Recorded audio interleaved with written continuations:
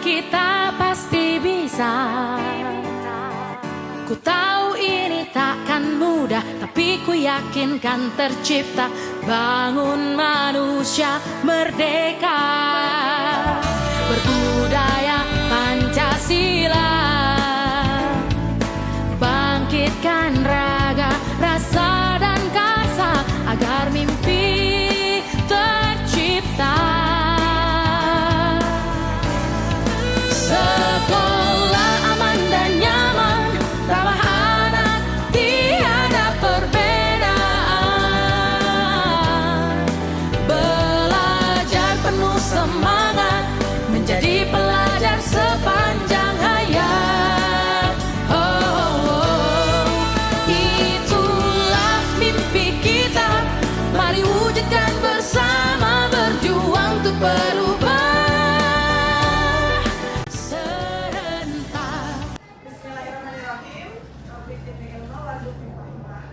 Assalamualaikum warahmatullahi wabarakatuh. Waalaikumsalam warahmatullahi wabarakatuh.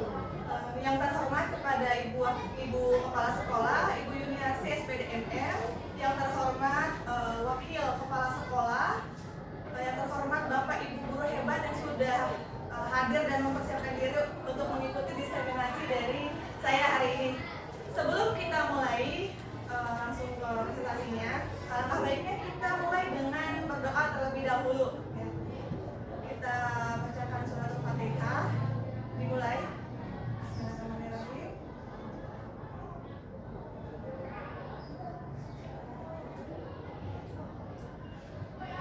Amin.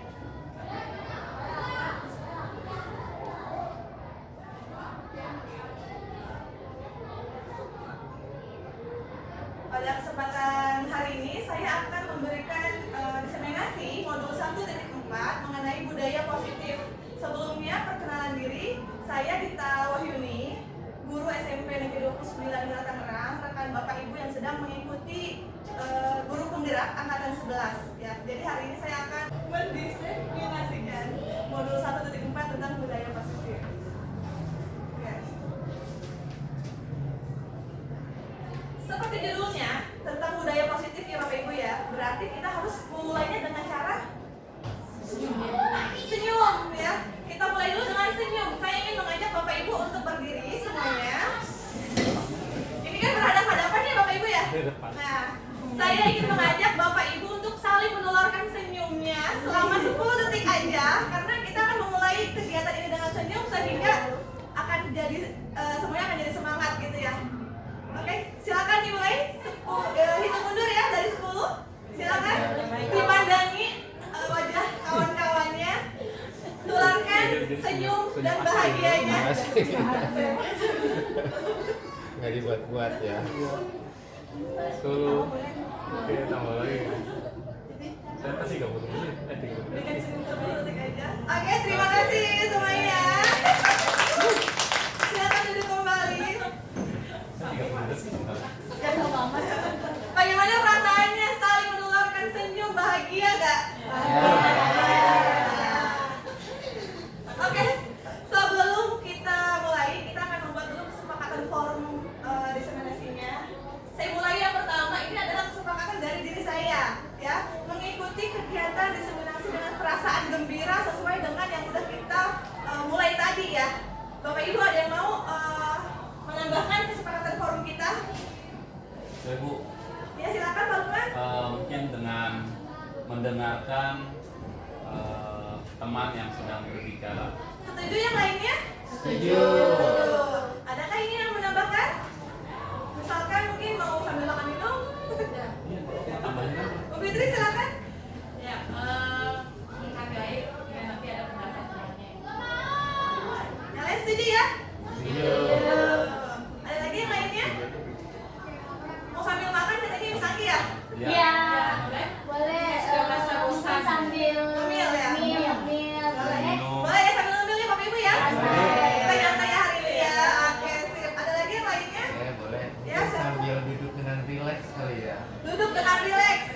Oke, setuju ya yang lain ya? Oke. Next pas. Ini sudah saya rangkum.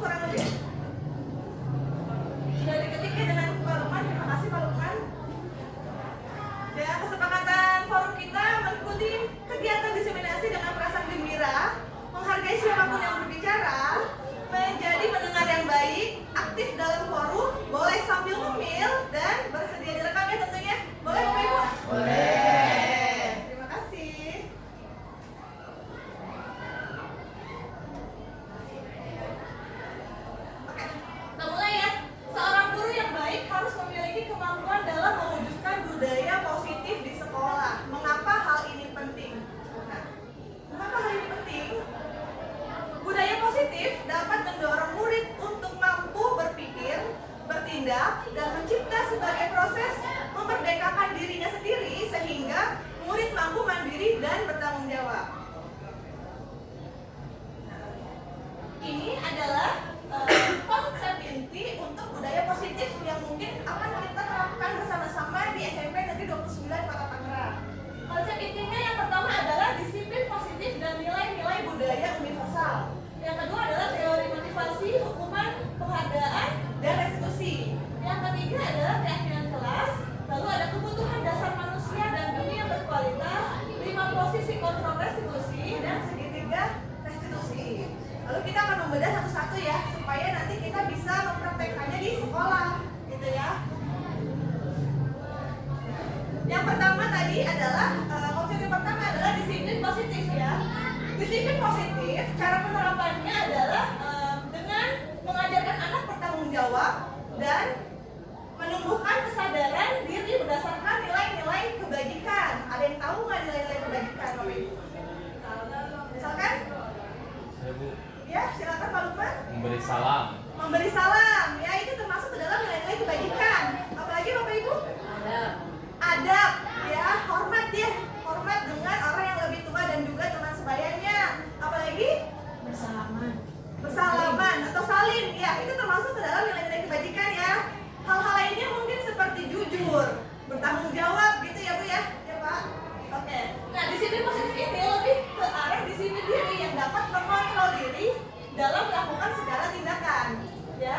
Dan disiplin positif dapat membuat murid memahami dan menyadari motivasi internal, bukan akibat paksaan, ujian, atau hukuman. Jadi kita menghindari paksaan, ujian, dan hukuman untuk menanamkan nilai disiplin positif kepada siswa kita, gitu ya. Nah, yang kedua, konsep itu yang kedua adalah motivasi perilaku manusia, ya. Dalam bukunya Restructuring School Discipline dari Dian Boston, ini ada 3 motivasi perilaku manusia. Yang pertama itu adalah untuk menghindari ketidaknyamanan. Yang kedua adalah untuk mendapatkan imbalan atau penghargaan dari orang lain. Dan yang ketiga adalah untuk menjadi orang yang mereka inginkan dan menghargai diri sendiri dengan nilai-nilai yang mereka percayai. Mungkin tanpa sadar selama ini kita menggunakan 2 motivasi yang sebelah sini nih, yang 1 dan nomor 2 untuk menghindari ketidaknyamanan. Contohnya, anak tidak mengerjakan PR. Tidak mengerjakan PR karena apa? Karena nanti mungkin akan dipanggil sama gurunya kalau tidak mengerjakan dan dia merasa tidak nyaman seperti itu. Yang kedua, untuk mendapatkan imbalan atau penghargaan dari orang lain. Misalkan kalau saya mengerjakan tugas, nanti saya akan dapat nilai A dan saya akan diprokin dengan teman-teman saya, dianggap pintar dan lain sebagainya.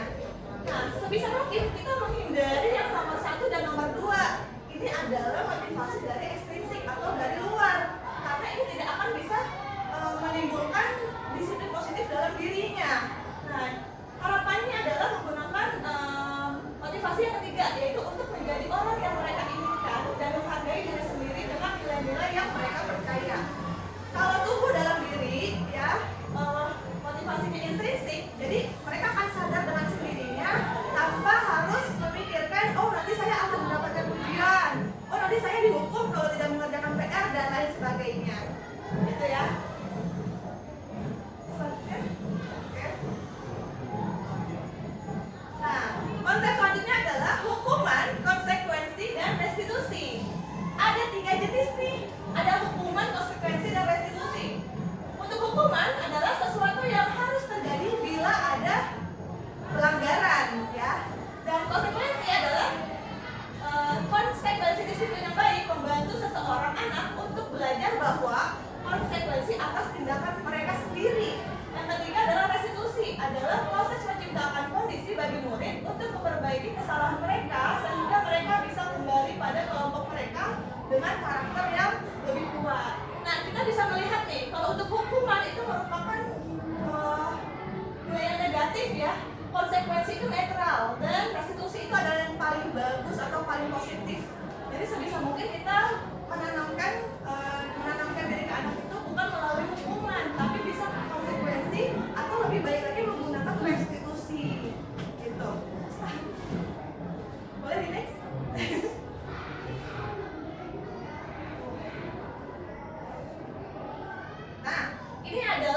perbedaan hukuman dengan konsekuensi. Kadang kita suka salah membedakan nih, karena hampir mirip gitu ya. Padahal sangat jelas sekali.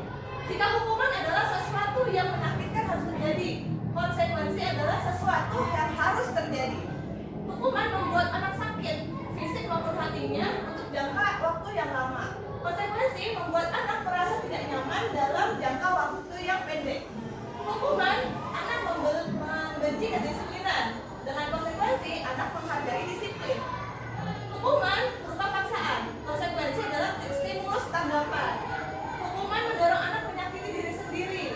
Konsekuensi mendorong anak agar mudah menyesuaikan diri. Hukuman adalah konsep diri yang buruk, sedangkan konsekuensi adalah konsep diri yang baik. Anak belajar untuk menyembunyikan kesalahannya. Kalau hukuman dia jadi takut gitu kan, jadi dia ditutupi kesalahannya gitu. Kalau konsekuensi adalah anak belajar untuk mematuhi peraturannya. Kalau hukuman, anak akan merasa marah, merasa bersalah, dipermalukan, dan merasa tidak dihargai. Sedangkan konsekuensi, anak akan kehilangan hak, dibuat tidak nyaman, diasingkan untuk sementara. Hanya sementara ya, jadi sifatnya gitu. Nah, sekarang saya ingin mengajak Bapak Ibu untuk merefleksikan nih tindakan-tindakan yang mungkin pernah kita lakukan di sekolah. Ya, jawabannya hanyalah hukuman atau konsekuensi, gitu ya. Untuk pernyataan yang pertama, mencatat 100 kali di dalam buku kalimat saya tidak akan terlambat lagi karena terlambat ke sekolah. Itu termasuk ke hukuman atau konsekuensi? Hukuman. Hukuman, sepakat semua ya? Ya. Oke. Yang kedua, lari dan mengelilingi lapangan basket 2 kali karena terlambat hadir di sekolah. Hukuman. Hukuman atau konsekuensi? Karena terlambat Lari hadir ke sekolah, konsekuensi. Gimana? Konsekuensi. Karena dia terlambat hadir. Karena terlambat hadir. Ini yang menyadari Iya. konsekuensi. Ada hukuman, ada konsekuensi. Oke, nanti kita kampung dulu. Yang ketiga, murid diminta untuk push up 15 kali karena tidak menggunakan masker ke sekolah. Ini saat Covid. mungkin Covid saat itu ya. Murid diminta untuk push up 15 kali Sama. karena tidak memakai masker. Hukuman atau konsekuensi? Hukuman atau konsekuensi? Ada yang konsekuensi ya? Satu orang nih, Bu Fitri, yang lain? Hukuman. Oke, kita lihat nanti. Menggantikan kertas tugas teman yang telah dicoret-coret. Konsekuensi. Oh, cepat ya, semangat, konsekuensi ya.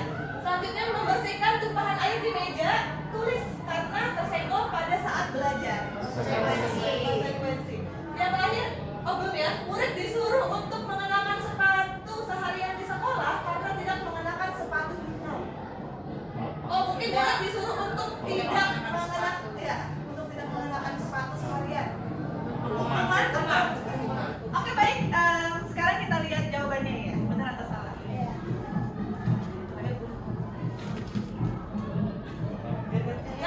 Lewat.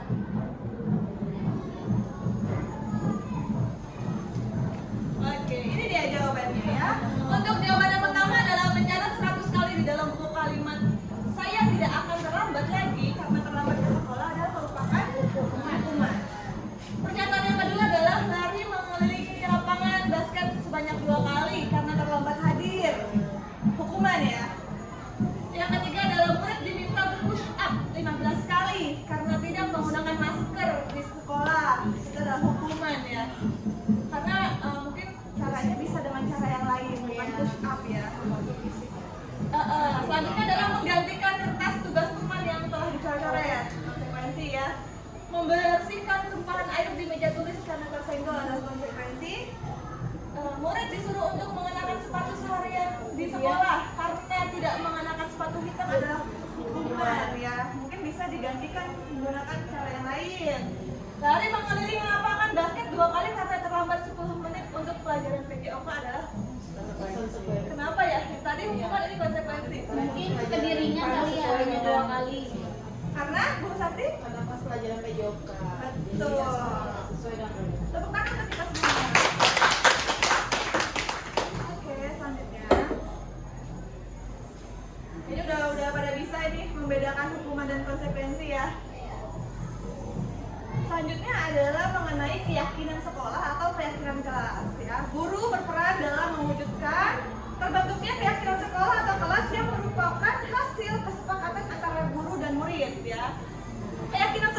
kelas ini berupa pernyataan-pernyataan universal yang mudah diingat dan dipahami dan harus diterapkan di lingkungan sekolah atau kelas secara konsisten ya. Jadi kita sebisa mungkin di akhiran kelas tuh kata-katanya tidak panjang, jadi mereka bisa ingat langsung sekali lihat ingat gitu.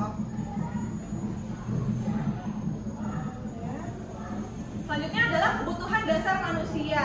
Ada 5 kebutuhan dasar manusia. Yang pertama adalah bertahan hidup, yang kedua adalah cinta dan kasih sayang, ketiga adalah penguasaan, keempat adalah kebebasan, dan kelima adalah kesenangan. Kita akan sedikit kupas satu-satu, tapi hanya sedikit saja.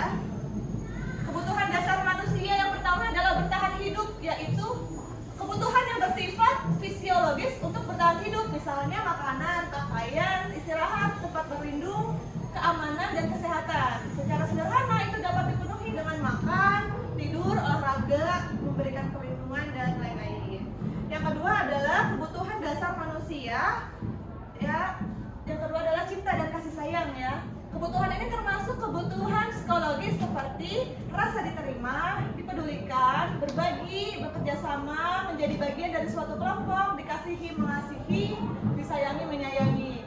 Kebutuhan akan hubungan dan koneksi sosial, kebutuhan untuk terhubung dengan orang lain, teman, keluarga, pasangan, rekan kerja, kelompok, dan bahkan dengan binatang peliharaan. Itu kebutuhan cinta dan kasih sayang. Yang ketiga adalah kebutuhan, masih lanjutannya ya.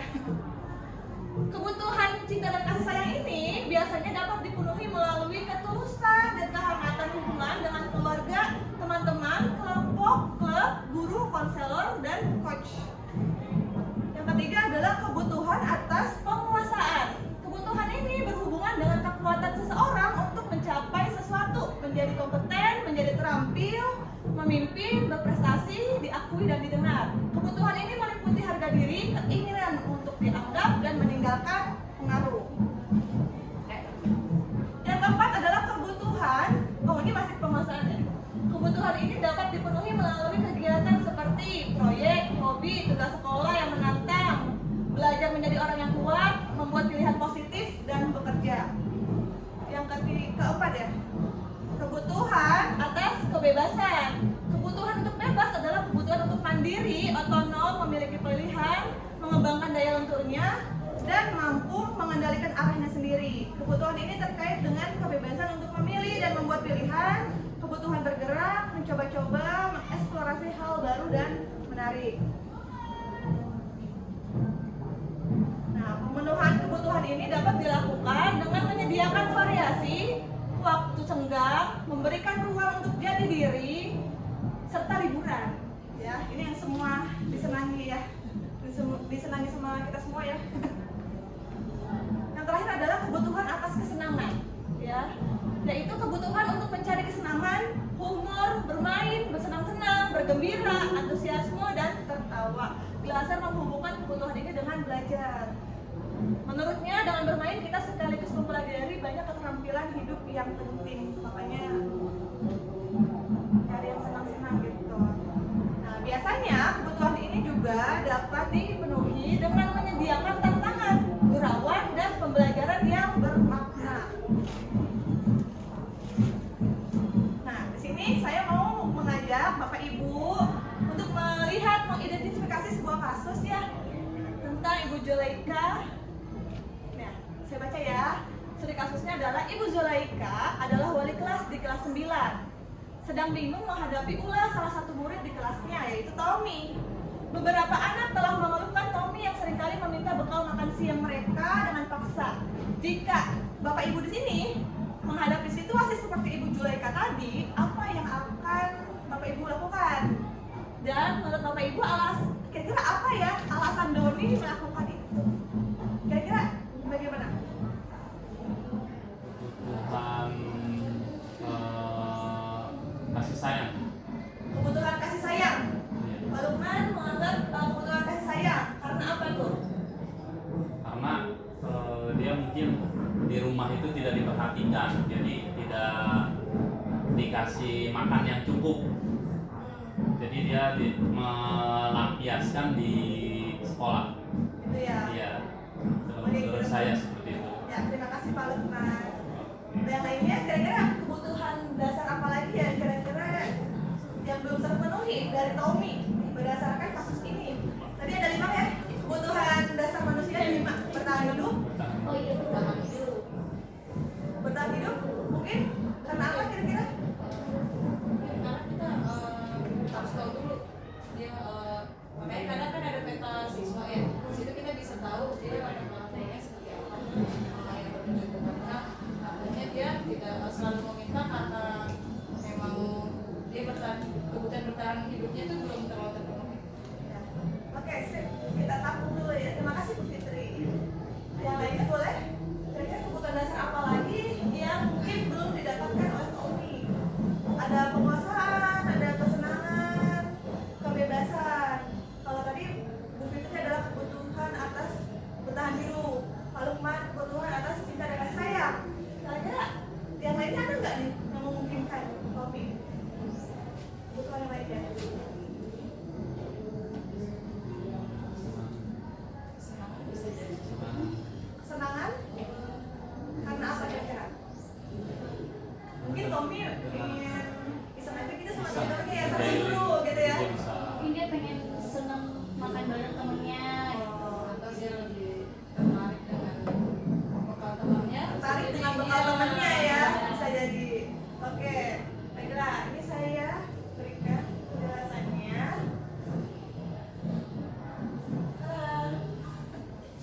Kedua itu.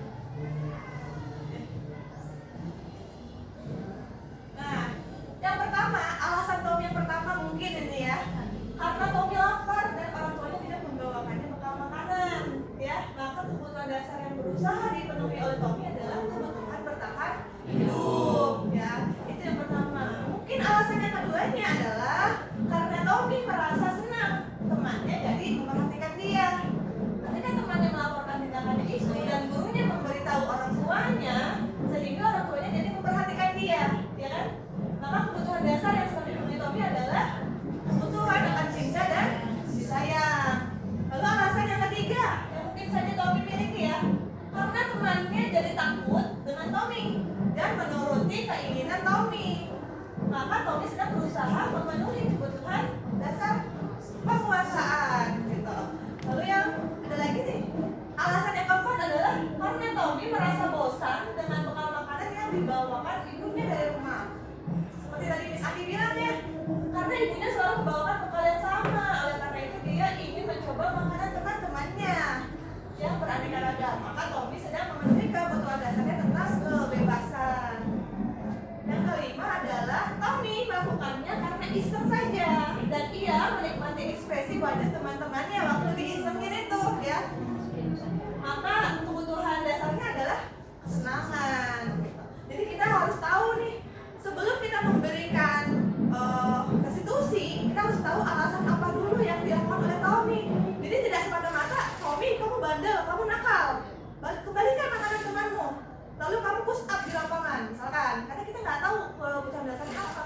Dengan melihat 5 alasan tadi, mungkin diantaranya yang mana nih, baru kita bisa menyesuaikan konsekuensi atau restitusi apa yang akan kita lakukan, gitu ya. Selanjutnya, nah, dengan cara apa kita mengatasi restitusi tadi, ya kan? Karena tidak tahu-tahu langsung memberikan hukuman ke lapangan, berlari di lapangan. Nah, kita bisa menggunakan ini. Ada 5 posisi kontrol dalam restitusi. Kira-kira kita tuh yang mana ya? Nah, yang pertama adalah guru sebagai penghukum. Yang kedua adalah guru sebagai pembuat rasa bersalah. Yang ketiga adalah guru sebagai teman. Yang keempat guru sebagai pemantau. Dan yang kelima adalah guru sebagai manajer. Sekarang saya ingin berefleksi, kira-kira Bapak Ibu di sini sudah melaksanakan posisi kontrol restitusinya itu yang mana? Boleh mulai dari Ibu Dia. Ibu Dia merasa posisi kontrolnya yang mana selama ini sudah dilakukan? 3. Nomor 3 sebagai teman ya. Bu Santi?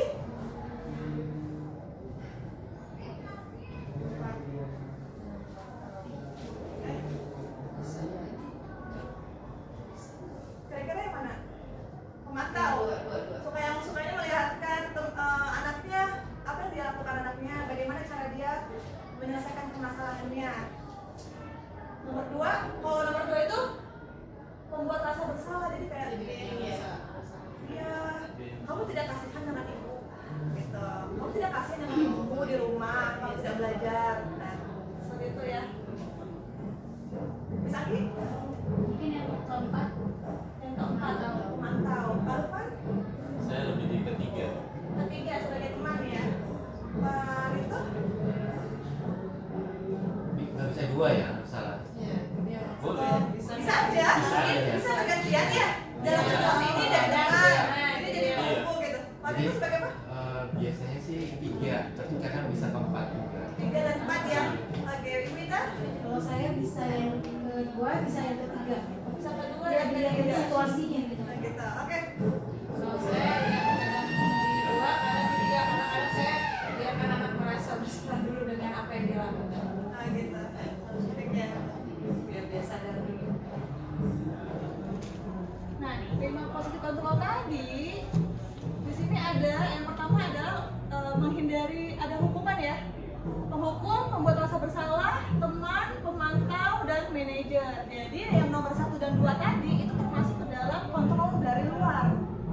Ya, menghindari hukuman. Misalkan adalah guru berbuat menghardik, menunjuk-nunjuk, menyakiti, menyindir. Pembuat bersalah itu berceramah dan mengatakan ibu kecewa dengan kamu, gitu ya. Kalau teman itu membuatkan alasan-alasan untuk muridnya. Pemantau adalah menghitung dan mengukur, sedangkan manajer adalah mengajukan pertanyaan-pertanyaan. Ini contohnya ya. Kalau penghukum itu guru berkata, kalau kamu tidak melakukannya awas ya, rasain ya. Nah itu penghukum. Kalau pembuat rasa bersalah, kamu seharusnya sudah tahu. Ibu lelah sekali mengatakannya. Ya, ibu capek sama kamu nggak kasihan sama ibu, kayak gitu. Itu membuat rasa bersalah. Kalau teman, ayolah lakukan demi ibu. Masa kamu tidak mau? Ingat ya, ibu pernah bantu. Itu adalah contoh kata-kata posisi kontrol teman. Kalau pemantau, apa peraturannya? Ya. Kalau manajer adalah apa yang kita yakini, apa yang bisa kamu kerjakan untuk memperbaiki masalah ini. Ya, pemantau hanya sampai apa peraturannya. Kalau manajer sampai apa yang bisa kamu kerjakan untuk memperbaiki masalah ini. Jadi kita mendorong siswa itu untuk menemukan solusinya sendiri, gitu. Hasilnya bagaimana? Kalau penghukum itu adalah memberontak, ya, dan menyalahkan orang lain serta berbohong. Kalau pembuat rasa bersalah itu menyembunyikan atau menyangkal, ya. Kalau teman itu kadang ketergantungan, karena sering kita udah nggak apa-apa sama Budiah ini baik, dia mah orangnya gitu kan ya. Jadi besok-besok ke Budiah lagi, Budiah aku ada masalah Mbak. Jadi terus-terusan membuat masalah dan ketergantungan terus gitu. Lalu kalau teman pemantau ya menyesuaikan diri, dia merasa diawasi gitu oleh wali kelasnya ya, misalnya seperti itu. Kalau manajer menguatkan pribadinya, jadi dia bisa menemukan masalahnya sendiri gitu. Kaitannya dengan dunia berkualitas bagaimana? Kalau penghukum itu murid mengatakan guru di luar dunia berkualitas. Kalau pembuat rasa bersalah itu di dalam dunia berkualitas, dan teman itu mengatakan guru sebagai orang yang sangat penting di dunia berkualitas. Teman itu adalah murid mengatakan guru murid meletakkan guru Sebagai orang yang sangat penting. ya, peraturan dan hukum di dunia berkualitas. Kalau manajer, murid meletakkan dirinya sebagai individu yang positif dalam dunia berkualitas. Dalam berhukum, nah kalau tadi kan guru yang berkata ya, kalau sekarang muridnya, biarkan saja, nanti juga marah-marah lagi. Jadi akhirnya bukannya kapok ya, malah dia bakalan ngulang-ngulang lagi, gitu kan? Karena cuma dihukum gitu. Kalau pembuat rasa bersalah, maafkan saya bu, gitu kan? Biasanya gitu ya. Kalau teman, saya pikir bapak atau ibu teman saya, gitu. Ternyata begitu. Nah, jadi karena si murid ini ketergantungan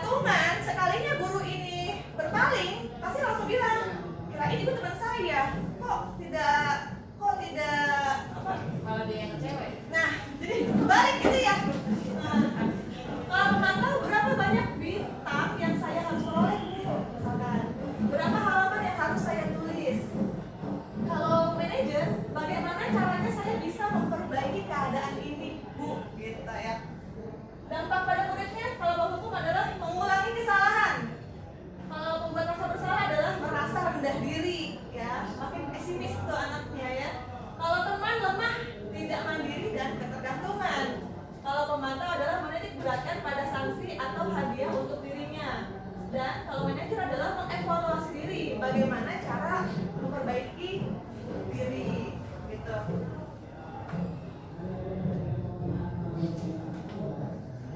Nah, jadi dari kelima posisi kontrol tadi harusnya kita yang mana, Bu? Kita harusnya yang mana, Bu, dari lima ini? Nah, dari 5 posisi kontrol ini seharusnya kita memiliki posisi kontrol yang kelima, yaitu manajer ya. Di antara kelima posisi kontrol yang telah kita ketahui, sebaiknya guru memposisikan dirinya pada posisi kontrol sebagai manajer.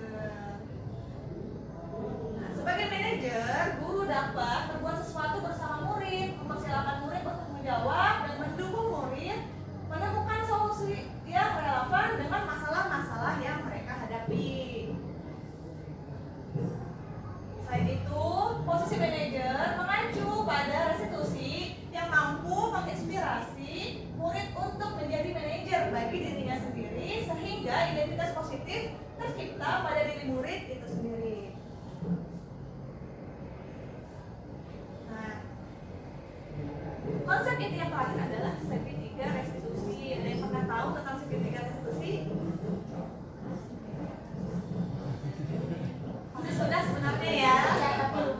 Iya, ini hanya memantapkan lagi. Ini ada 3 tahapan dalam segitiga restitusi. Yang pertama adalah menstabilkan identitas. Yang kedua adalah validasi tindakan yang salah. Dan yang ketiga adalah menanyakan keyakinan. Nah, dalam tahapan menstabilkan identitas dilakukan berdasarkan prinsip bahwa membuat kesalahan adalah bagian dari proses pembelajaran yang nantinya akan bergeser identitas gagal ke identitas sukses. Nanti saya akan memberikan contohnya ya, contoh konkretnya. Contoh kalimat yang dapat digunakan untuk mengubah situasi menjadi kooperatif, yaitu berbuat salah itu tidak apa-apa. Ya, jadi ini ada kalimat contoh ya dalam menstabilkan identitas. Yang kedua adalah tidak ada manusia yang sempurna ya nak, gitu.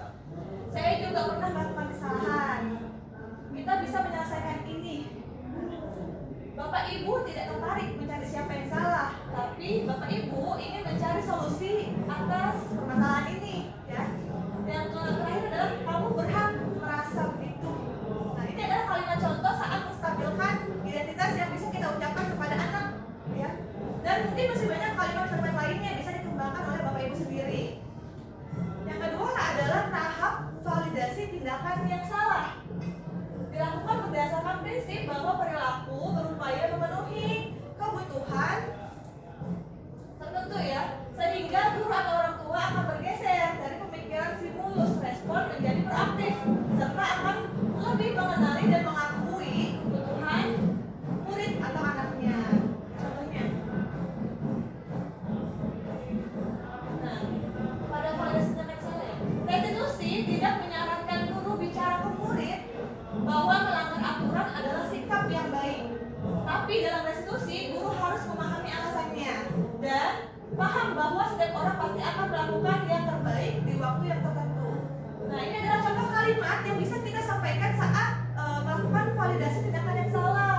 Misalkan, padahal kamu bisa melakukan yang lebih buruk dari ini ya. Jadi, atau kamu senang ya melakukan itu. Kamu pasti punya alasan mengapa melakukan hal seperti itu. Kamu patut bangga pada dirimu sendiri karena kamu telah melindungi sesuatu yang penting buatmu. Kamu boleh mempertahankan sikap itu, tapi kamu harus menambah sikap yang baru. Ya, jadi kita tidak semata-mata kamu salah. Mungkin kita bisa lihat, misalkan ditanya ke anaknya, kenapa kamu melakukan itu? Saya senang Bu melihat si Reva menangis. Bisa kita bilang, oh kamu senang ya melihat temanmu menangis. Nah, itu adalah tindakan yang salah karena nanti siswanya akan jawab, iya Bu. Atau dia mungkin akan berpikir, ini seneng gak ya? Kayak gitu. Yang terakhir adalah tahap menanyakan keyakinan. Menanyakan keyakinan dilakukan dengan memberi pertanyaan-pertanyaan bermakna kepada murid atau anak untuk memunculkan motivasi secara intrinsik sehingga mampu mengaitkan keyakinannya dengan tindakan yang salah. Pertanyaan yang menghubungkan keyakinan anak dengan keyakinan kelas atau keluarga, misalnya, apa yang kita percayai sebagai kelas atau keluarga? Jadi kalau ada anak bikin ada masalah nih, katanya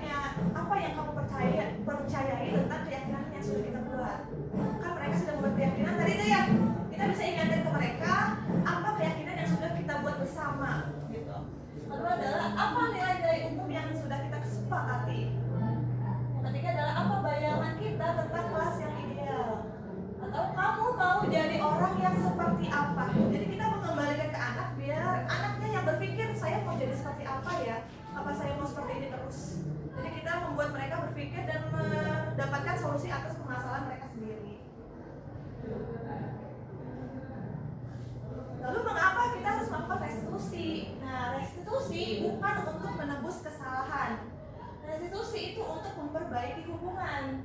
Restitusi adalah tawaran, bukan paksaan. Restitusi itu menuntun untuk melihat ke dalam diri. Restitusi mencari kebutuhan dasar yang mendasari tindakan. Restitusi diri adalah cara yang paling baik. Restitusi fokus pada karakter, bukan tindakan. Restitusi menguatkan.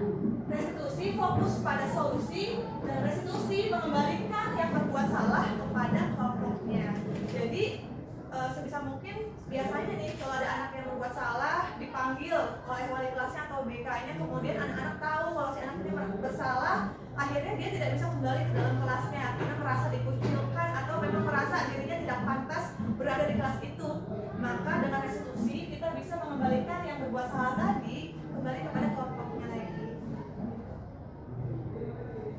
Nah, budaya positif ini ada keterkaitan antara budaya positif dengan filosofi Ki Hajar Dewantara, juga dengan nilai dan peran guru penggerak dan visi guru penggerak.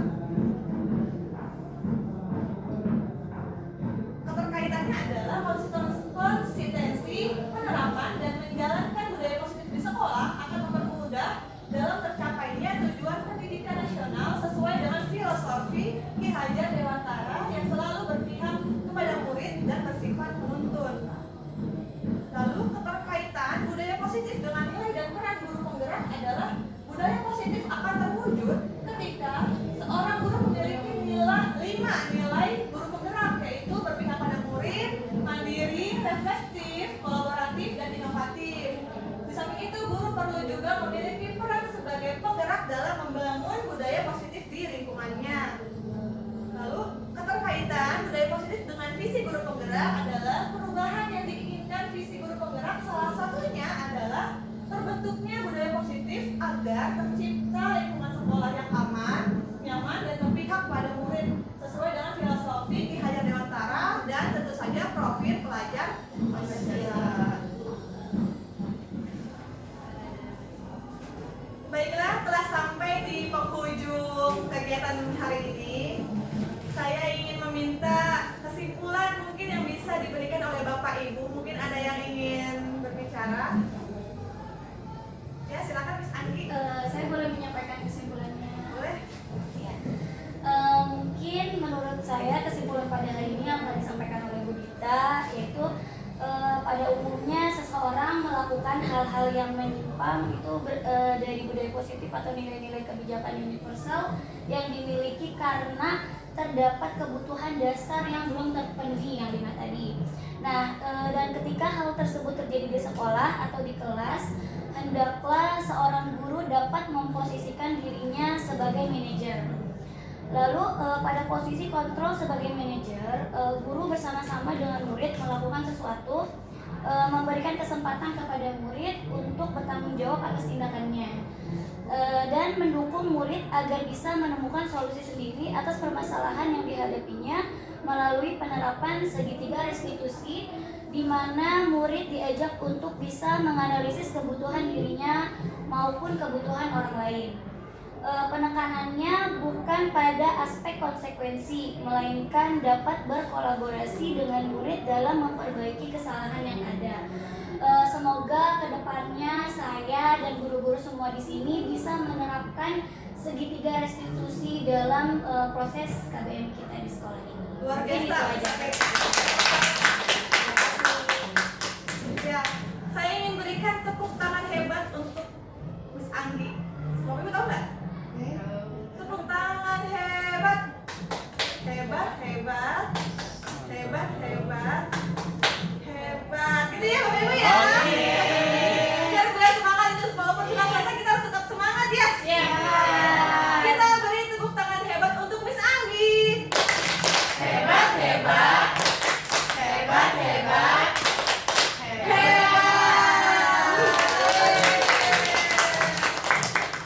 Terima kasih untuk Bapak Ibu semua yang sudah berkenan hadir untuk hari ini. Semoga apa yang sudah saya utarakan bisa memberikan pelajaran atau hal-hal yang baik untuk Bapak Ibu semua, termasuk saya pribadi, dalam menjalankan tugas kita sebagai pendidik di sekolah ya. Semoga kita bisa menerapkan segitiga restitusi dengan benar. Kita semua sama belajar. bisa menuju hal-hal positif dan kemudian setelah kita memiliki budaya positif. Terima kasih Bapak Ibu semuanya. Saya tutup kegiatan hari ini dengan ucapan Alhamdulillahirabbil alamin. Terima kasih. Wassalamualaikum warahmatullahi wabarakatuh. Waalaikumsalam warahmatullahi wabarakatuh. Terima kasih ilmunya Bu Dita.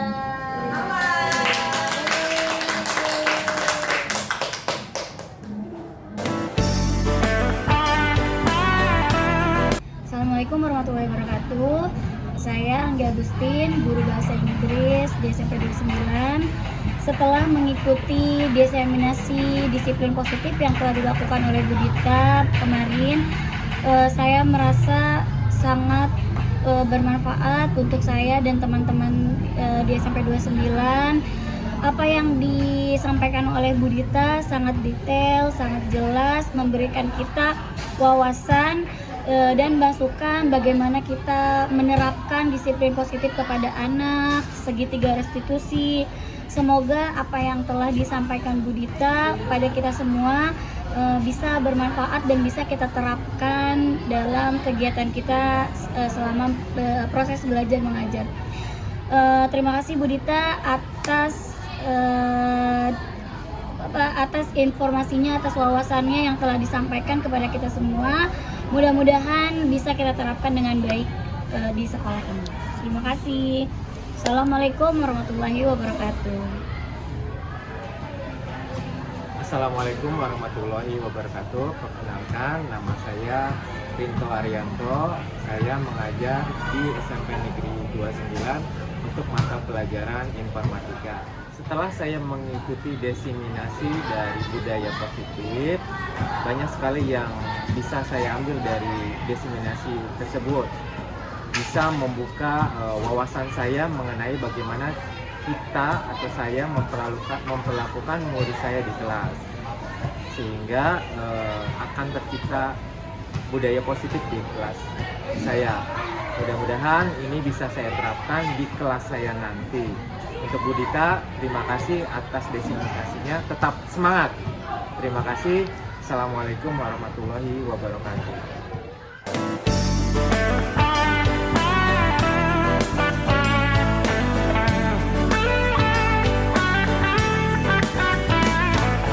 Mari wujudkan mimpi kita. Bersama kita pasti bisa. Ku tahu ini takkan mudah, tapi ku yakin kan tercipta. Bangun manusia merdeka, berbudaya Pancasila. Bangkitkan raga, rasa dan karsa agar mimpi tercipta. Sekolah aman dan nyaman. Assalamualaikum warahmatullahi wabarakatuh. Saya Putra Gani, murid Ibu Dita. Saya telah membuat keyakinan bersama teman dan membuat saya lebih bertanggung jawab. Wassalamualaikum warahmatullahi wabarakatuh. Assalamualaikum warahmatullahi wabarakatuh. Nama saya Haras Kematila Sutoro. Saya murid Bu Dita. Setelah membuat keyakinan bersama, saya jadi lebih disiplin dan bertanggung jawab. Assalamualaikum warahmatullahi wabarakatuh. Ramah anak tiada perbedaan. Belajar penuh semangat, menjadi pelajar sepanjang hayat. Itulah mimpi kita. Mari wujudkan bersama, berjuang untuk berubah. Serentak wujudkan merdeka belajar.